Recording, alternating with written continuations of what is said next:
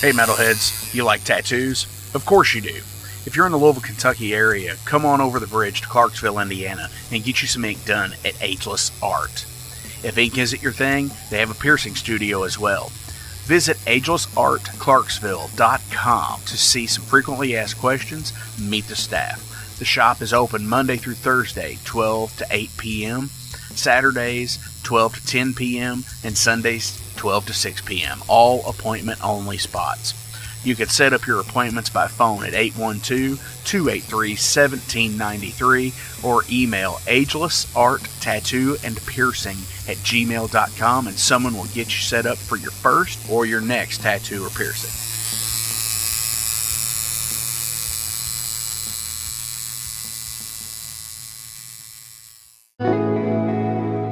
Hey, it's Jeff McNichol down here at Mom's Music, 1900 Melwood Avenue. I was just thinking, when I was a kid, the magic was at Frankfort Avenue, the Mom's Music at Frankfort Avenue, and I used to beg people to get a ride down there just to hang out with the guys and see all the cool gear. Now that I'm the owner of this store, it's like a dream come true. We're recreating the magic with the vibe that we used to have at the old store. We're carrying all the gear that you're going to possibly want. We're giving you the outstanding service and personal attention that you deserve.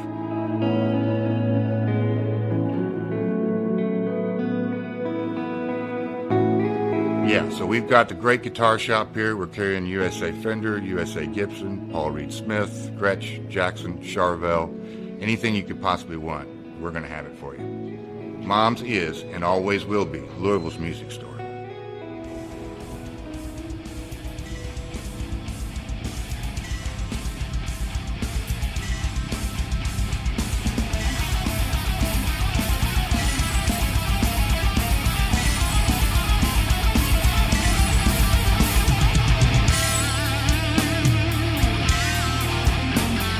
Thank you for tuning into the Metal Forge. I am Mark Jackson and I am your host. The premise of the show is pretty simple. Awesome interviews and awesome music. If you want to contact me, hit me up at metalforgeradio@gmail.com or visit the website metalforgeradio.com. And now, let's get this show on the road. What is going on, metalheads? Thank you for tuning in to this week's episode of the Metal Forge. My name is Mark Jackson and I am your host. Wow, we are in December, which means including today, we have the last 5 episodes of the Metal Forge of 2021. And we're looking forward in 2022 to keeping it going. More awesome bands, more reforged episodes to come out where we talk and just converse with people that we've talked to on the show before and maybe get an update, because the show's been going on for 3 years now, over 150 episodes, crazy good times to had by all. But today we have purveyors of doom and death from New York, Immortal Rotting. I'm going to be talking with John and Andy here momentarily. Got them on hold right now, but hell yes, I can't believe we're already in the last 5 episodes of the year. Which brings me to my point. A lot of cool shit has happened for music in 2021. Just as much as a lot of cool albums came out in 2020, what are your top 10 albums of the year? Send them to me, and in the next couple of weeks, I'm going to read everybody's top 10 albums of the year on here, and then we're going to try and do some stuff where maybe we can get a consensus. By the end of the year, I'm going to have my list, and maybe we might get some of those people to drop a line and say, hey, this is what my number 1 or number 2 album was of the year from the bands that I think put out great albums this year. But that's cool, you know. I do want to say, Christmas season is upon us. There is nothing better to give people than the gift of music. If you have friends and family, I've stressed this enough over the last couple of years with Bandcamp. You can find anything on there. If your family listens to country, rap, reggae, metal, whatever, give them the gift of music through Bandcamp. Give them an iTunes gift card. Give them the gift of music, because music is what's there to help us through the times that are rough. They patch that emotional bridge, and get us from point A to point B a lot of the time. So definitely give the gift of music this year. find out what artists your friends and family like, and give them some music. Down below there are links to the sponsors, and without you guys supporting them, they can't support the Metal Forge either. And I am so grateful that you all do help these businesses. Whether you're listening to their podcast, you're buying instruments from them, you're going and getting tattoos, you're going to the Discogs page.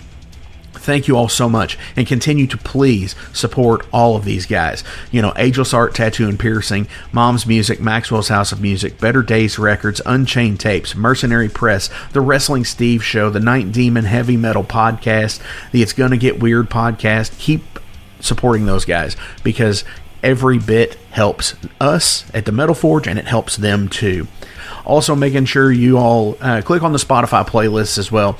You'll get to hear all of the previous bands that have been on the show, and you'll be supporting those people as well too.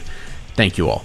I do want to keep this short and sweet this week, so let's go ahead and get into this episode with Immortal Rotting from the album Devilish Incantations. This is Darkness Prevails.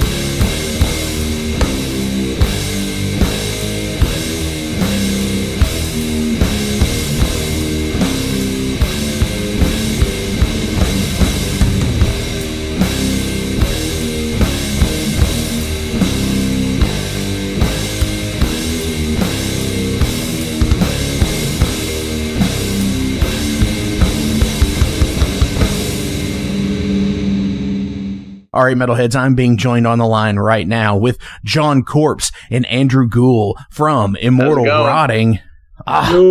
Dudes, what's going on? Not much. So it's balls cold up there, right? In New York. Yeah, it goes from like nice late Indian summer, whatever you call it, into like winter like that. It was like 80 degrees and now it's 30.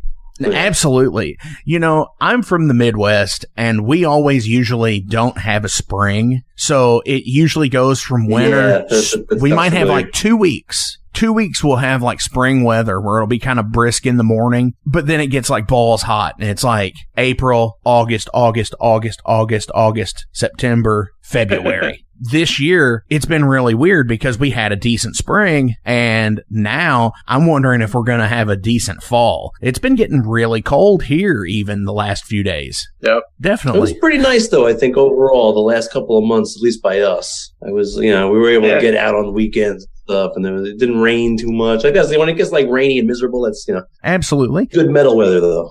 Definitely. I always notice that I write better personally in like November and December, and I don't know if it's just because of the bleakness, but that's probably part of it. I'm not going to lie, because everybody gets into that hibernation setting, I guess. Yeah, stuck in the house. Absolutely. So, You guys are from New York. We've established that. I consult the metal archives quite a bit here. It's kind of like Wikipedia, and it seems like anybody can just go in and edit things. Yep. I noticed that it shows you guys on the metal archives. It says 2019 to present, but I look at your Bandcamp page, and there's stuff dating back to 2007 on there. Yeah, our first album, our demo, Rise Go Rise, is actually from 2007. Okay. But then we didn't do anything until 2019, so I guess that's when Metal Archives picked up on it. Interesting. Somebody added it then. What's funny is they put Vomit on the Cross as our first release, which actually didn't come out until 2019, but I figure it's, who am I going to even tell? So I just leave it there. It's interesting how they get it wrong like that, and I can relate to it because they've done that with my band on there as well. We're I actually just appreciate being on there. So. Yeah, because you can find out so much stuff about so many other bands. Yep, the encyclopedia. Exactly. And it's cool. So tell everybody about Immortal Rotting. Well, basically, in the originally when we formed, me and Keith had a band called Glory and Decay, and at the time, Glory and Decay was kind of like combining all different genres of death metal, and for whatever reason, we decided we wanted to branch out from that and focus on just more like incantation, death doom kind of sound. That's what we formed Immortal Rotting. But the irony is now I'm more kind of looking towards just being a death metal band, and not it's we're almost in a weird way a continuation of the original Glory and Decay vision. Okay. Even though we're Immortal Rotting. So death doom is definitely the base, but we're pretty much just trying to write cool riffs and have some fun. That's the key. Absolutely. I think it's always ever evolving. Yeah, definitely. Just in general, music itself, you might have this vision for what you want it to do, but as we always get older, that vision does change. Yeah, don't think I feel like when you're in your 20s, you're trying to be, live up to something. And it's now it's, we're comfortable in who we are, and we're just, trying to write good death metal songs and have fun with it. Definitely. You actually just recently came out with a full-length album called Devilish Incantations. Yep. First off, the artwork is amazing. I always am a hound for album covers and liner notes and so on and so forth. But this, it's straight out of the 80s look. It looks like a painted cover, and it's just awesome shit. I love how it's the figure on the cover, just fits the title and everything. Definitely. It just looks like a cloaked figure performing devilish incantations. And burning people at the stake. Yeah, and burning people. And yes, exactly. And the three skulls in the back is pretty cool, because it's like they're pulling the smoke inward from them. Yeah. And are the three skulls, do they represent anything? Are they like you guys or something? Yeah, I would say it's us. Right on. Because, I'm in a three-piece band as well. And I always, if there's any time where somebody is going to be on the cover of anything, I always try to use 3 people on there. Yep. So I get it. Yeah. I want to at some point, we kind of like first got into music with like Appetite for Destruction was like the first like heavy thing that I was into as a kid. Because I was like 7 when it came out. I've always wanted to do like that sort of cover at some point, like a cartoon skull version of the 3 of us. I always thought that would be cool. Absolutely. I gotta get somebody to do that someday. I was gonna say there's definitely that visual component to the genre as well. I mean, a lot of great movements in music are sort of like accompanied by good visual looks and stuff. You think about punk, like what is punk without a lot of the dress and think of different styles like that. But like the art of the metal cover is really it's one of the things that keeps you coming back too. It's like the fact that the music is great, that's it. But then, hey, they also have this, theater of the mind business that Bruce Dickinson says. Absolutely. It's really a great thing. No, and you're absolutely right. Whether it be somebody like Ed Repka, his covers are pretty significant. And you can tell when you see a Repka cover that that's who it is. Or a Halsey Cost cover. When you see her covers, you know who did it. And without seeing the name signature on there as well. Like Joe Pantagano did most of Motorhead's artwork. That's funny. I've never heard his name before. Now I'm glad I know it. Yes. He stayed pretty well behind the scenes. But yeah, I mean, you're absolutely right. It's the visual that goes along with it. You get these covers like Leprosy is still to this day one of my favorite album covers ever. Yeah. And it's so simple. It's just one of the first, so it kind of sets the rules too. Right. Just that dude with leprosy standing there. Right. And perfect. Yeah. And it's just like I said, it's such a simplistic cover. It's just the guy in like a desert. Another one that's that way to me, again, going back to the death thing, is Scream Bloody Gore. It's just this cover that is just like, holy shit. And even if you were to go to and look at the cover of Them from King Diamond. That's always been one of my favorites. I don't even know why. Right. It's just the house. Just the house. But with the concept behind the album, it is so there. Yep. It's like, I can't explain that. That's other than the saying, it's just there. That's the only explanation I can even give that. Devilish Incantations, 9 songs. It's about 45 minutes long. Now, was this a straight up digital release? So far, I actually have plans to do a CD, but it's it would be self-financed, and it's like hard to guarantee. At this point, are you going to sell 5 or are you going to sell 100? It's like I'm kind of just putting it off, but it definitely needs a CD release. I'm thinking maybe Christmas or early New Year we'll do something. Needs a vinyl release. Yeah, vinyl release is cool. We've done cassette before. You have a cassette, but yes, vinyl is and you talk about does it warrant a physical release, which is always interesting. This cover would look pretty awesome on a vinyl size. So. It definitely would. Yeah. It would definitely bring out the detail. You know what? That has to happen now. It would definitely bring out the detail. But physical media is always in my estimation, it's a positive thing to have no matter what, because even definitely. In this day and age, if you're out touring, then it's always great to have it. If you're not out touring, it's always great, in my opinion, to have it because you never know who's going to order it off of Bandcamp. Because I still order a lot of CDs off of Bandcamp as well. We sold a bunch of the Drowned Remnants CD that we put out a year and a half ago, and that was a CDR. But it's just a pain in the ass printing all those things. So I kind of wanted to do this one the right way if we're going to do it. Actually have a company do it. No, I can get that because it does. When you're actually putting in the DIY aspect of it, it is very hard to just keep on top of things like that. And you're right. You don't want to sit there and print too few and then have to leave people wanting it and being like, okay, well, we're having production issues, because that seems to get thrown around a lot these days. Yeah, especially now. But I mean, and then you don't want to print too many and, be sitting on 150 copies or whatever of it, using them as coasters as they were, because I've been there. It's not a good There's thing only so to much be. room in the house.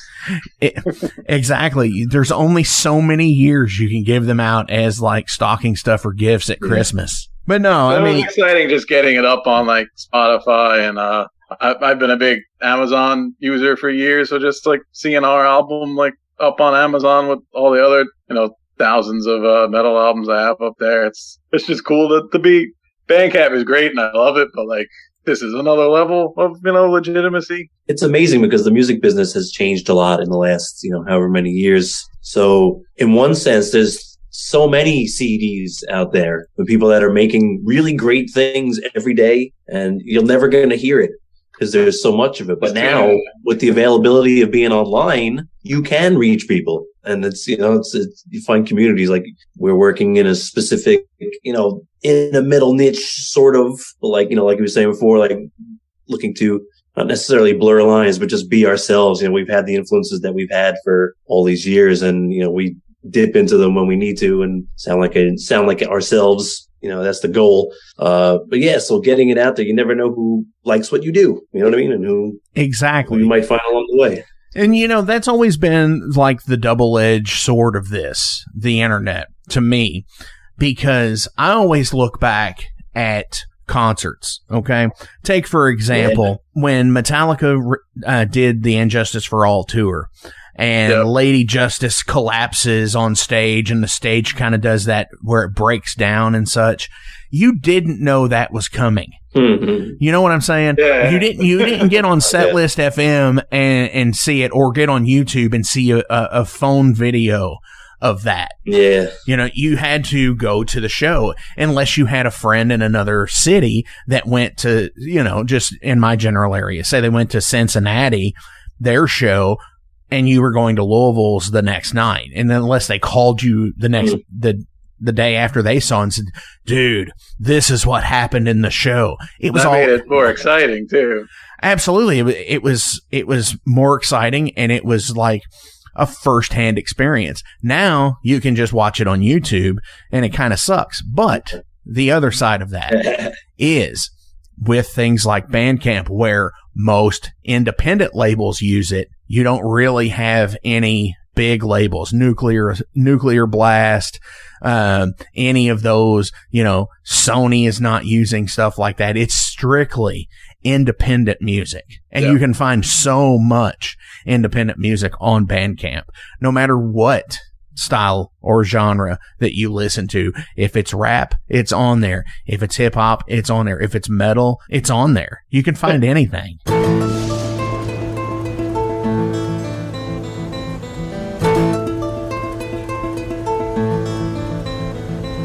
Since 2013, there has been a calling from the underground, from the graves of all those unholy, and they decided to make a zine to talk about all of this. Soulgrinder Zine, an independent metal zine to keep you informed on all things metal and horror from the underground. Available in both print and digital formats, they're bringing you the best interviews and reviews out there today. Not only do they do the zine, but they also do compilation CDs. Check them out at facebook.com/soulgrinder.zine and start your subscription now.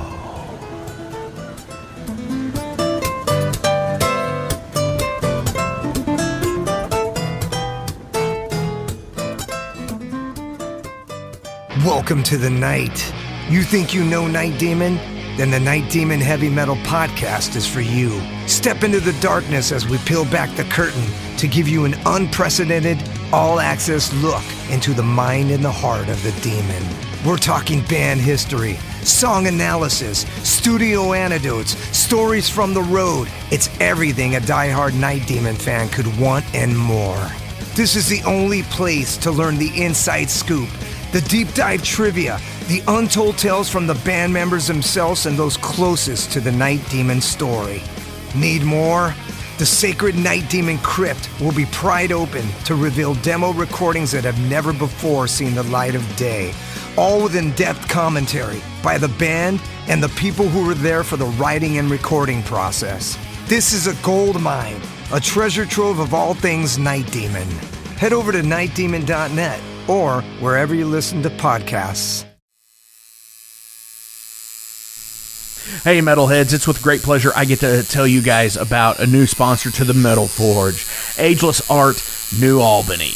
After 20 years of owning and operating Ageless Art in Clarksville, Indiana, Phil Garrett had a vision for a new type of tattoo studio. Something that is clean and modern, sleek, refined, inviting. And he's done just that with Ageless Art in New Albany. You can find it at 2736 Charlestown Road, New Albany, Indiana, 47150. Business hours are Monday through Saturday, 11 a.m. to 7 p.m. Sundays are 12 to 6. All sessions are appointment only, so give them a call and go get you some new ink. Or if it's your first time, go get your first one, baby. So the band, it's kind of I don't want to say it's a passion project, but how does playing live shows work for you guys? Are you doing shows, or are you just recording and releasing music?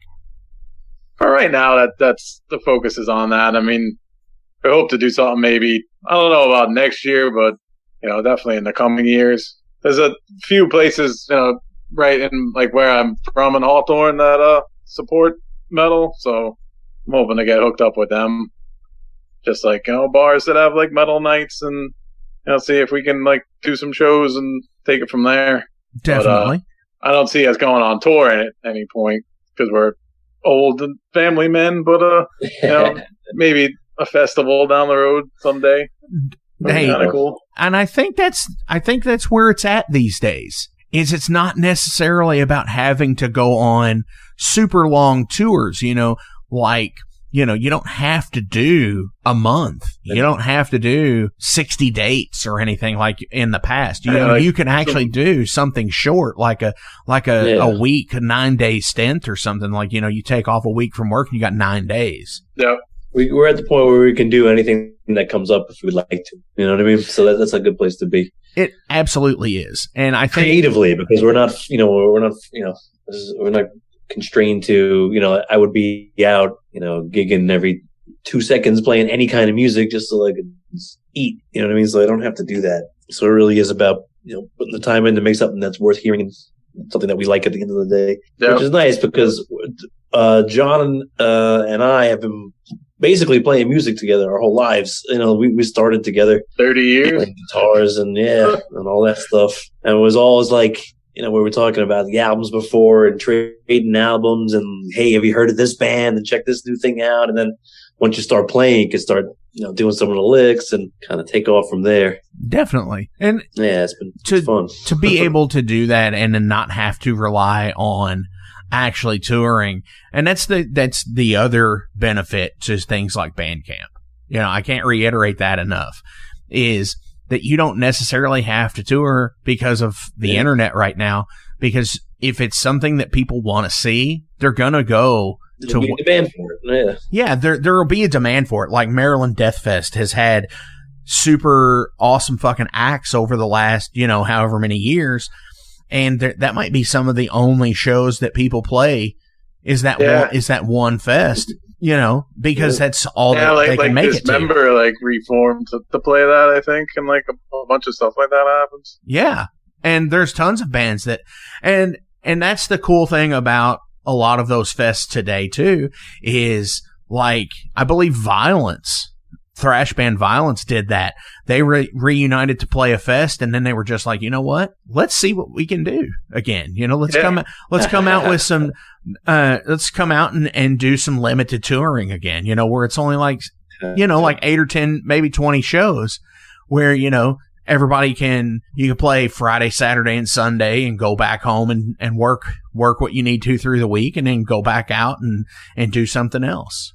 I think that's really where it's at these days. It doesn't necessarily have to be, like I said, you don't have to tour consecutively for 2 months just to get out there. It's tough because, in general, like rock music isn't even a thing anymore. So, there's specialized places in a lot of places that do, support the kind of thing that we like. And there's not that many more though, so I don't know. No, I think you're absolutely right with that. It's definitely an interesting an interesting way to watch the music scene evolve as it has. Yep.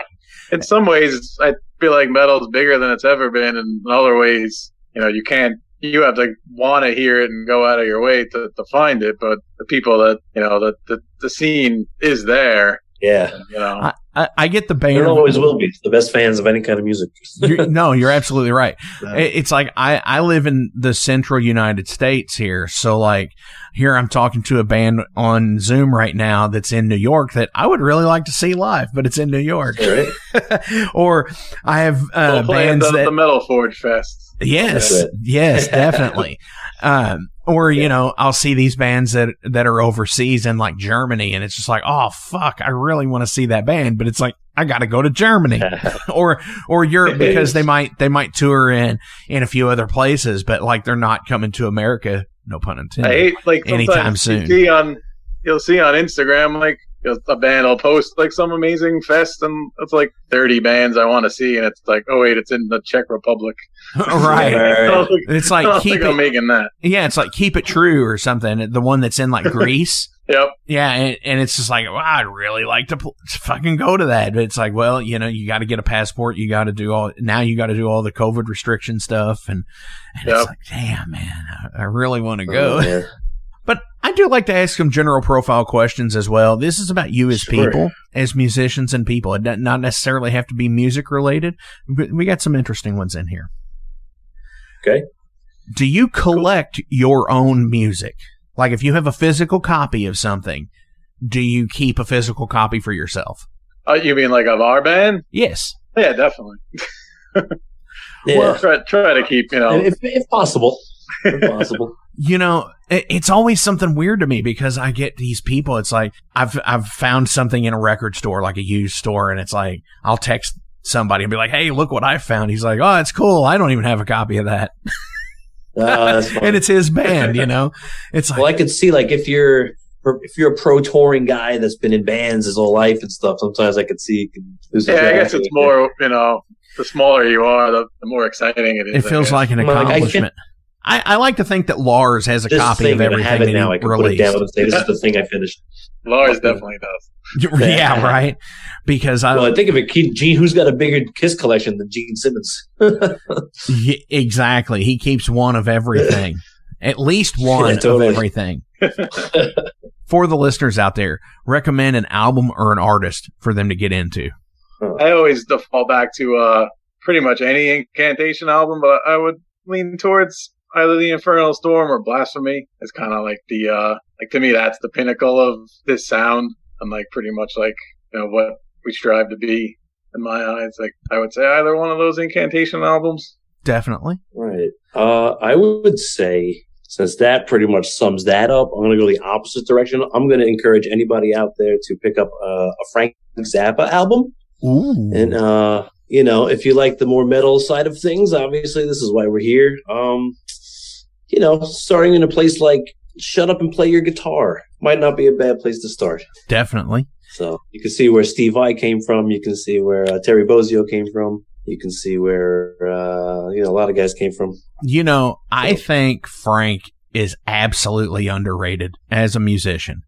People Don't get him started. No, well, don't get me started. Well, a lot of people don't get it, but he just wanted to have fun, and that's what his music is. It's all about fun. And to hear Steve Vai talk about playing with Frank is they never used any kind of metronome or anything. It was all to the beat of Frank on stage. Well, he wrote, pretty much, that was his show, so he was.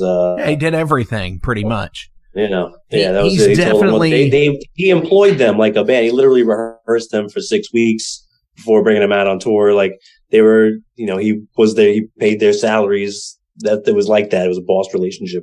Definitely. So very interesting stuff, though. And there's so many different kinds of, from classical to rock to bebop, not bebop.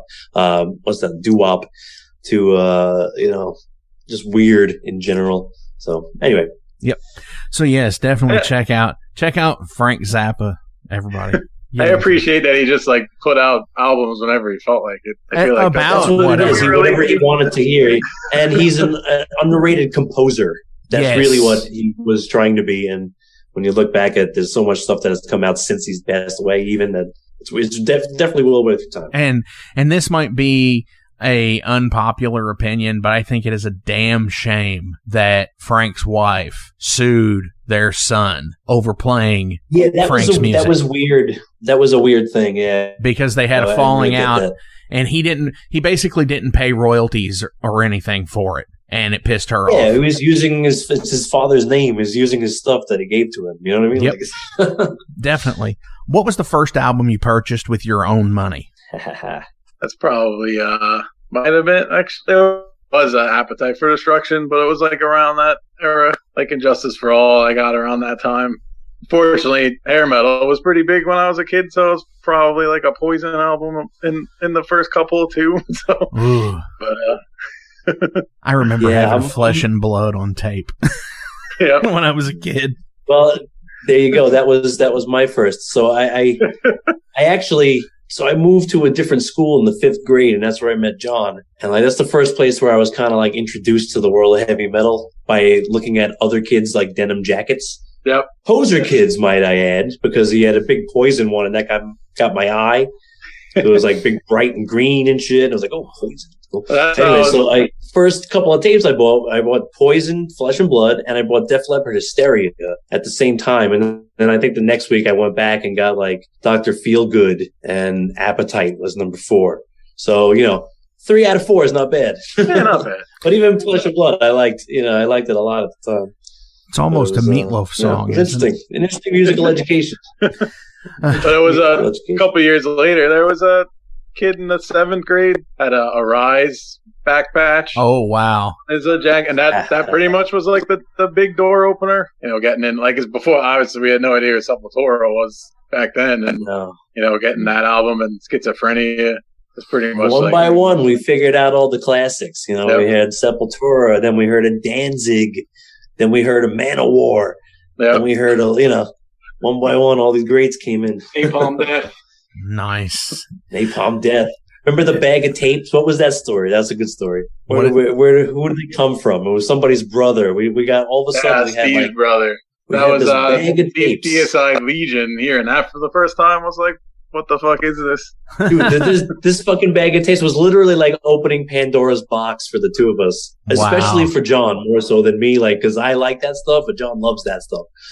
And like, it was right there. We just kind of divvied them all up. It was an amazing find. Yeah, Tomb of the Mutilated within there. Fucking Cannibal Corpse, like amazing. I had that Tomb of the Mutilated. Oh my God. I remember looking at that artwork and being like, what the fuck? What is going on? But I like it. This is amazing that this exists. I had something similar happen with that where it wasn't like necessarily a bag of tapes or whatever, but I remember being in it was probably 5th or 6th grade at the time, and somebody just sit there and was just like, oh, here, take this. And he gave me one tape, and it was Domination. Nice. And just seeing the weird, honestly, I know with the clouds and everything, but it kind of, the artwork on the cassette where it was kind of weird looking, where it was like he took the square and made it a rectangle, kind of reminded me of like the little maze on the Windows screensaver. I can see that. It almost kind of looks like the Doom aspect, like the Doom maze type stuff when you're walking through. Yeah. It's what it reminds you of. But I remember seeing it was just like, holy shit, this is the craziest thing I've ever heard in my life. So yeah, I totally get exactly what you mean there. I think the first 4 Morbid Angel albums are pretty much, it's hard to top those. Which is funny because they're a ABCD. Yes, they're a phonetic band. And I don't know if anybody realizes that, but it's like Altars of Madness, Blessed Are the Sick, Covenant, Domination, Formulas Fatal to the Flesh, Gateways to it's like ABC. It's like, come on, guys. Really? That's and I love them to death, but it's almost like the alliterative titles of Anvil. Like Strength of Steel, Metal on Metal, Pound for Pound, Worth the Wait. It's like that to me, which is great. Don't get me wrong. And I love Lips in them, and it's just totally cool stuff. But they should do a sequel to the documentary because it's been a while, and they're still at it. So Since we're in the middle of the two, Christmas or Thanksgiving? Thanksgiving. I like the food. Right? No pressure, no gifts. You get the food without like that sadness. Wow.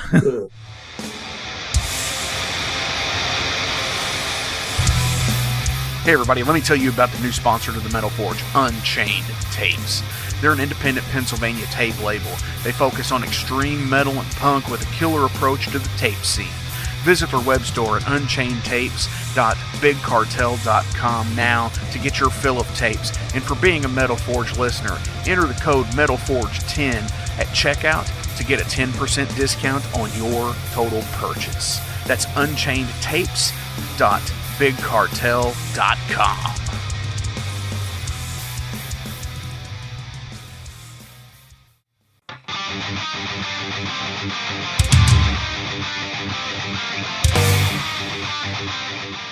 Hey, let me tell you guys about Mercenary Press. They're an independent London label and distributor of all things metal. Mercenary Press delivers the goods from their own independent zine. Trust me, you're going to want to get in on that.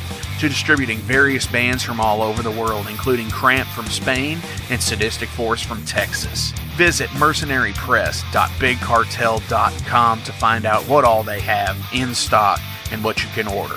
And for Metal Forge listeners, enter code METALFORGE to receive a discount on your total purchase at mercenarypress.bigcartel.com. Check it out now. What was the last thing you watched on YouTube? What's the last thing I watched on? I watched the CM Punk MJF shoot from a couple days ago. He's just a less famous Miz. The quote-unquote shoot exactly. I cracked up at that part. I'm literally going to go into my history here. Wait, that's stuff my daughter has been watching. Let me... No, it's not. No, it's not. Come on. LOL videos. No. While you're doing that, while you're looking that up, I do want to say... No, it's actually Jim Cornette. It's Jim Cornette on Seth Rollins' comments about being attacked in Brooklyn. Dude, I listened to that episode of where they talked about it on the drive-thru last week, and Jim called it. You know, they did that. They record that on like Mondays or Tuesdays, and Jim totally called that. I just want to say that. He always does. He really does. I mean, he sat there and said, there's got to be something wrong with this guy that we don't know yet. And there was. Mm-hmm. And just total shout out to it. So it's cool wrestling videos for sure. And yeah. But I do want to say one thing about watch like concerts and stuff on YouTube. That's what I go to. Right. Just seeing, Well, about the MJF CM Punk thing. I'm not really a fan of Punk, never have really been, but that interview, or that like promo is the quintessential, oh gosh, I don't think he was supposed to say that promo. And whenever you can do that, that's what wrestling is missing today, is the, oh god, I don't think he was supposed to say, the surprise factor. And it's also two guys who are really good at what they do. Very much so. I love the thing with MJF where he had his parents like at the con, and they were like, "We're MJF's parents, and we hate him too." What is something you've always wanted to do, but you're not coordinated enough to do? Ski. Right on. Dance, maybe. I don't know. Yeah. Yeah. I don't know why when you said dance, I don't know, was like, it immediately made me think of Dazed and Confused, where he's like, I want to dance. Adam Goldberg or whatever his name is. I would have liked to have played hockey, I guess. Ah, you're a hockey fan too? Yeah. Oh, yeah. Islanders or Devils? Definitely Devils. But. Okay. I mean, because you're in Jersey, so I would assume that. I'm the jackass who's in Louisville and says, I'm a Kings fan. Who's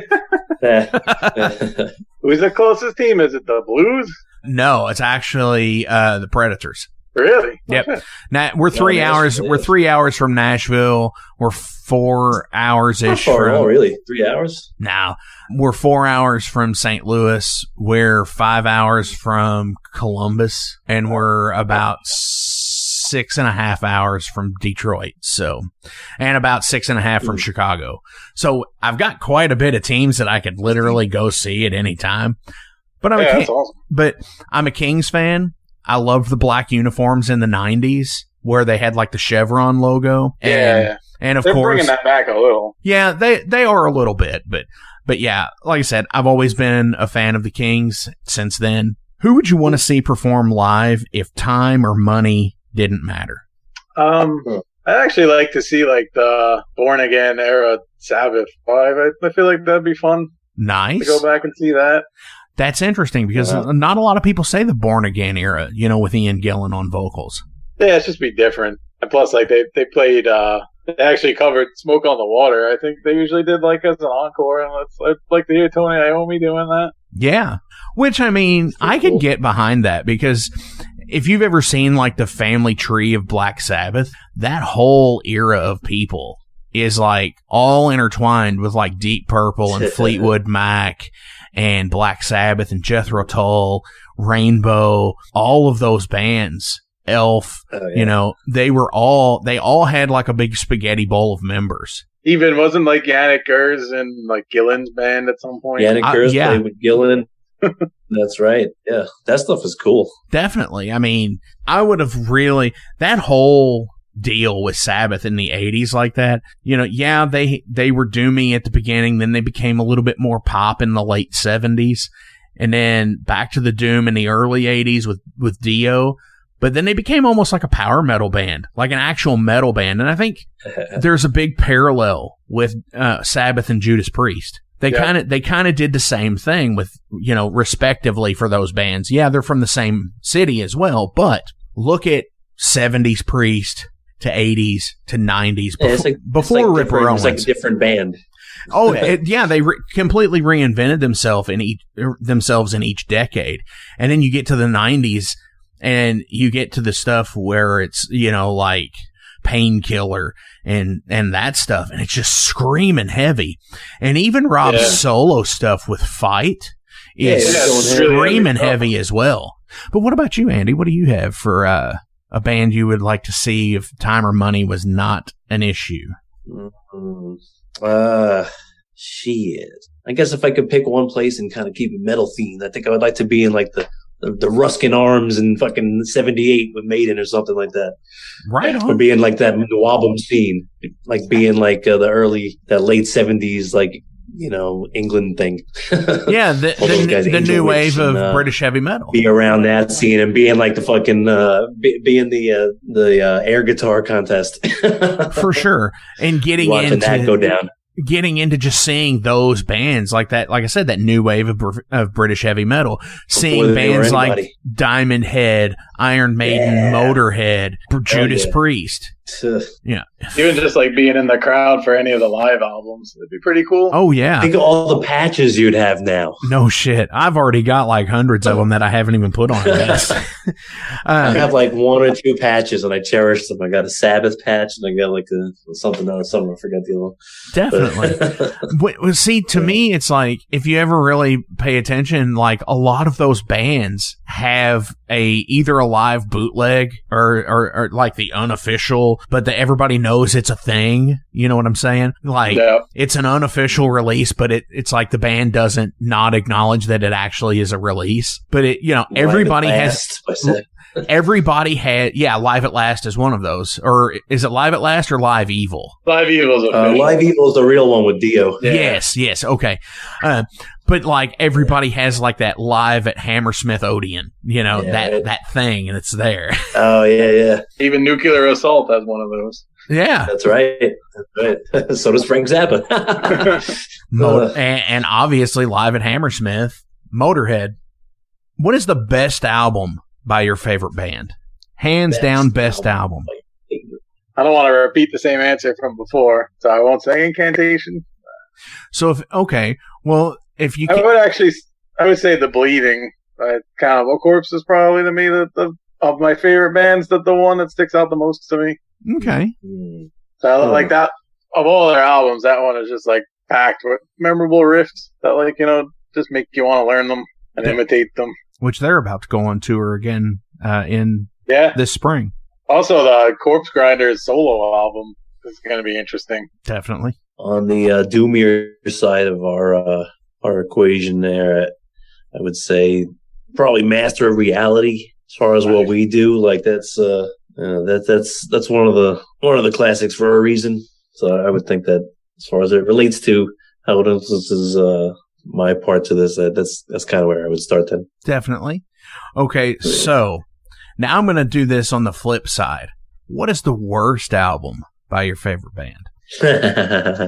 Risk. So now you've mentioned Cannibal Corpse and Incantation, so I'll let you choose those. But you mentioned Andy, you mentioned Black Sabbath. Yeah. So I gotta hear that one. You want to know what I think is the worst band by Sabbath? The worst album by Black Sabbath. Oh boy! Does Cannibal Corpse have a bad album? No. You could say the Glenn Hughes album. Which one was that? The Seven Star. Right?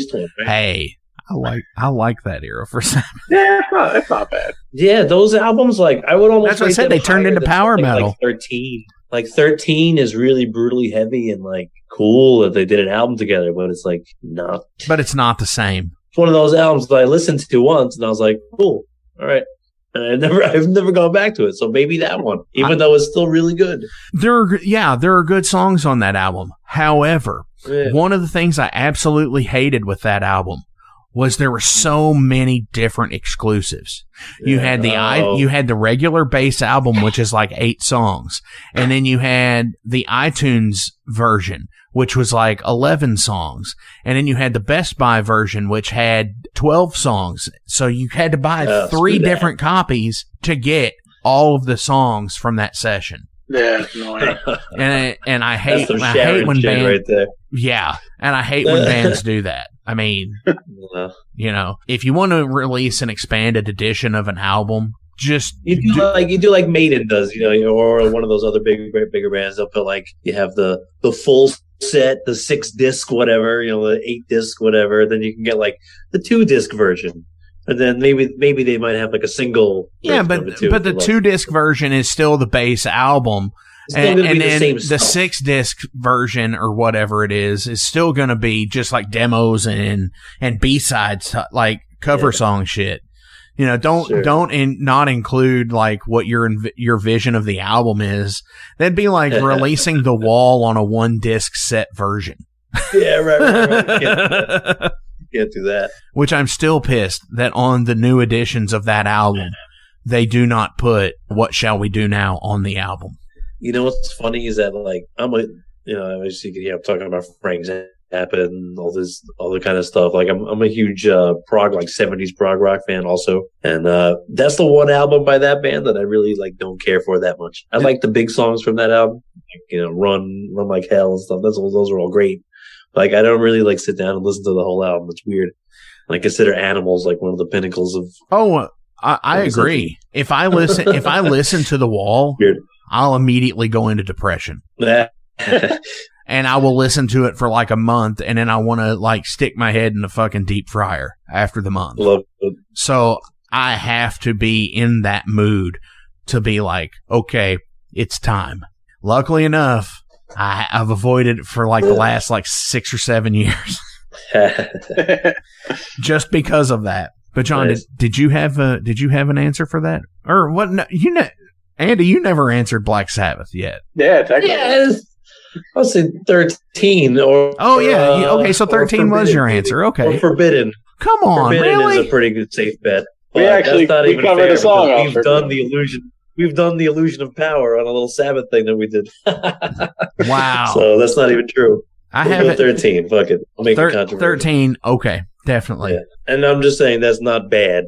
You can't, being the worst Black Sabbath album is far worse. Somebody would have said "Never Say Die." Somebody's got to be the worst. There's no bad Cannibal Corpse albums. Like maybe if I had to pick, I'd say like Gore Obsessed, just because it kind of felt like maybe they like forced that one a little bit, but it's still great. Right on. Hey guys, Wrestling Steve of the Wrestling Steve Show here. So if you're currently listening to the Metal Forge with Mark Jackson, then you understand that Mark Jackson has a pretty discerning taste when it comes to music as a whole. You'll also understand that he has a discerning taste for professional wrestling, just like me. My show is called The Wrestling Steve Show. I talk about modern and classic pro wrestling in a completely unbiased, unfiltered way. Be sure to check me out on all available podcasting platforms. That is The Wrestling Steve Show. And I am the host, Wrestling Steve. Just remember, like Confucius said, man who goes through turnstile in Thailand is going to Bangkok. Pro wrestling. Hey, it's Mark Maxwell at Maxwell's House of Music. Listen, all this stuff is now available to purchase on our website. Check it out at maxwellshouseofmusic.com. We carry all the top brands, like Fender. We got Gibson. We also have basses. We've got ukuleles. We got drums. We've got sound gear. We've got keyboards.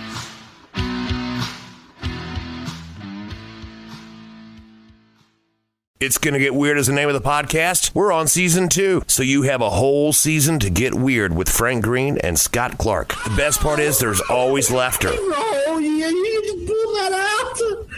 We have national touring comedians, NFL stars, rock stars, your local friends. It always gets weird. Weird answers. Have y'all ever snorted coke off of a 78 Pinto? No? You ain't no man. Weird questions. Who had a bigger cocaine habit, Jock Sutherland or Kaywood Ledford? Neither one, because they stopped beating their wives. And weird we never even thought of. Well, no. My friend is on acid, and I sent my friend to go find a payphone so that I can call and turn myself in for murdering this guy and ruin my life. We love all types of people, but we don't love all people. Weird. It's Gonna Get Weird is the name of the podcast, available everywhere. And thank you to Big X Sports Radio for being a proud sponsor of It's Gonna Get Weird. Frank Green, Scott Clark. Yeah. So I do have one more question for the Metal Forge, but before we get into it, as always, links will be listed below. So give these guys a like, a share, and a follow. Go to the Bandcamp page.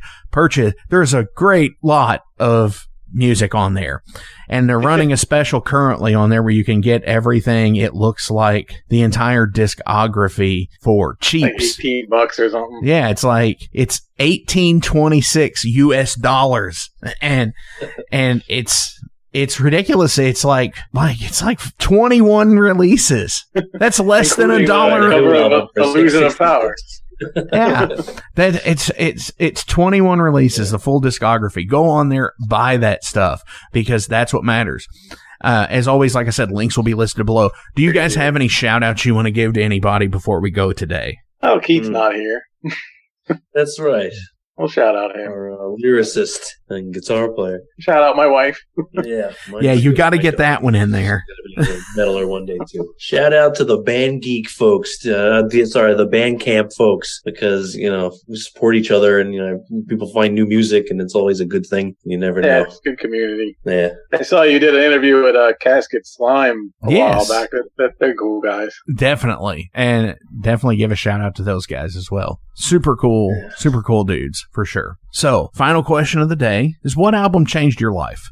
I would say for me, Justice for All was like the big one. Because like we were saying before, like started out listening to like Bon Jovi and Poison and Guns N' Roses, and then like one came out, and like hearing that album was just like a total like mind blowing experience. And then like Metallica leads to Megadeth, leads to Slayer, and eventually you get to death metal, and the rest is history. So that was definitely like the big one for me. Absolutely, yeah, that's a good one for me. I think it's either Appetite for Destruction, or it's I want to get more into the metal, more metallic side. I think that I really like that Black album. I know it's a little cheesy to even say, but like I remember getting that on a Christmas day, not really knowing anything about Metallica, just knowing that like pretty sure John told me, it was like, hey, or whatever. Maybe I had seen, I don't know what it was, but like I got it and I listened to it like really closely that morning, and like that was pretty cool. So yeah, just seeing Slash was like, oh, okay, I get it. This is what I want to do with my life. Well, just seeing those guys. And again, as we talked about earlier with Devilish Incantations with the artwork, those two to three albums that you just mentioned, they're all dependent on what you look at, the artwork. Yeah. Because you have the cross with skulls, the 5 band member skulls for Appetite, and it's a black cover with just that on the cover. And then when you open the book, it's shit you can draw on your notebook. Exactly. And in that time frame, yes, it really was. Again, with like all of the metal band logos, the thrash band logos back in that day as well, like Metallica. That was something that James drew up on his drafting table. Yep. When somebody like James Hetfield can do that, it's something that I can do. And I can draw it on my notebook. And it means something at that point. That makes metal a way of life as opposed to just music that you listen to and that you're into. Like you said, Black Album, Appetite for Destruction, and Justice for All, they're all visually inducing albums. Yeah. Because when you look, like I said, you look at that front cover of Appetite, and then just aside from that, when you open it up and just when you see the inside cover, what the album cover was intended to be, the actual Appetite for Destruction, where it's the robot coming over the fence with the woman with her shirt undone, and that's brutal shit. It's absolutely for brutal. An album that like a lot of kids had. That's brutal shit. Yeah, and they were look like at that 8 thing, years old, especially in 2021 eyes. Yeah, even today, it's absolutely a brutal piece. And so much that's cool about it is when they did the 2013 release of it or 2014 press of it, they actually made that the actual album cover. Really? I didn't see it. Holy shit. Yeah. And it's that more accurately describes what's inside that record. Oh, definitely. It absolutely lyrically goes, Well, I mean, but that same concept applies to like Metal Up Your Ass versus Kill 'Em All. Yeah. John, Andy, I do want to thank you guys for coming on the show this week. It has been super awesome, and I appreciate it. From Devilish Incantations, what song are we going to play out? I guess the third track, Plea to Nine-Winged Gods. Yeah. All right. Like that's been the go-to from this one. Hell yeah. So you heard these guys. This is from Immortal Rotting's Devilish Incantations album. This is Plea to Nine-Winged Gods.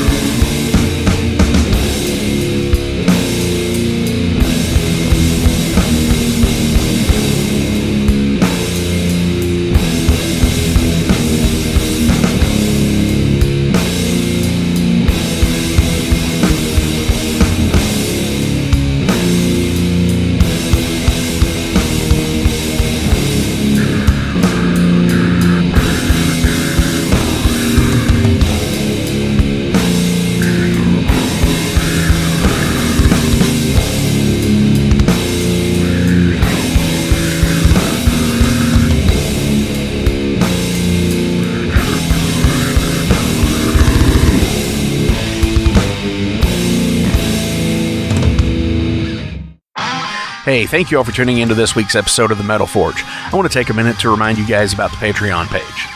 Over on the Patreon page, we have the tiers set up to support the production of the show. We feature the Down and Dirty, which is just $1. There's nothing special for that one, it just sends me a thank you, because every dollar helps. Then there's the Double Down and Dirty. Much akin to the Down and Dirty tier, everything helps produce the show in the end. You make your presence known, and I appreciate that more than you realize. Thank you for being a dedicated friend and supporter of the Metal Forge. By selecting that tier, you will receive some cool Metal Forge stickers in your mailbox. Now, we're really going to start pounding the metal madness with the Apprentice Metalhead for just $5 a month.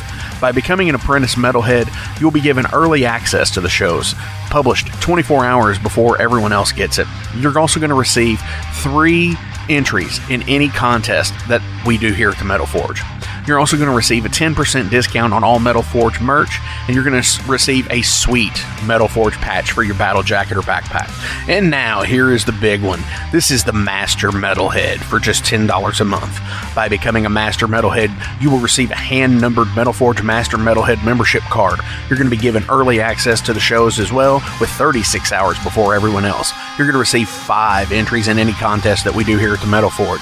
You'll be able to submit audio questions that I will use on the show of you asking questions to the upcoming guests. Remember, timing is everything, and you will need to keep up with the upcoming guest list on the website. You're also going to receive advanced knowledge of any new merch coming out and be given a 25% discount on all Metal Forge merch. And you're also going to get all of the other rewards from the other tiers. So visit patreon.com/Metal Forge Radio today and help support the Metal Forge. Rock on.